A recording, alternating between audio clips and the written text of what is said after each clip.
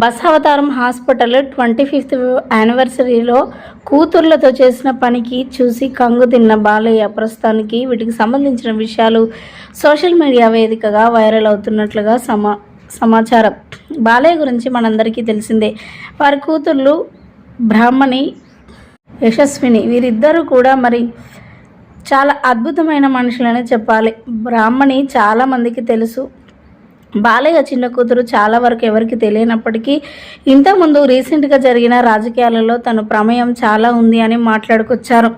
ఏదేమైనా బాలయ్య కూతుర్లు మాత్రం చాలా వండర్ఫుల్ వ్యక్తులని చెప్పాలి. బాలయ్య విషయంలో ఏదైనా జరిగింది అంటే ఏమాత్రం కూడా ఆలోచించకుండా ముందుకు వెళ్తారు. తండ్రి అంటే అంత ఇష్టం ఉంది వారిద్దరికీ. అయితే బాలయ్య గారు బసవతారం హాస్పిటల్ కట్టినప్పటి నుంచి ఇప్పటి వరకు కూడా ఎలాంటి ఇబ్బంది లేకుండా రన్ అవుతూనే ఉంది హాస్పిటల్. ఇంకా ఆ హాస్పిటల్కి సంబంధించి ఇంకా ఏమైనా ఫెసిలిటీస్ ఉంటే అది మా డాడీ కాకుండా మేమే పెట్టుకోవాలి మా వంతుగా అని చెప్పి బ్రాహ్మణి చెల్లి ఇద్దరు కూడా ముందుకు వచ్చారట బాలయ్య బర్త్డే సందర్భంగా.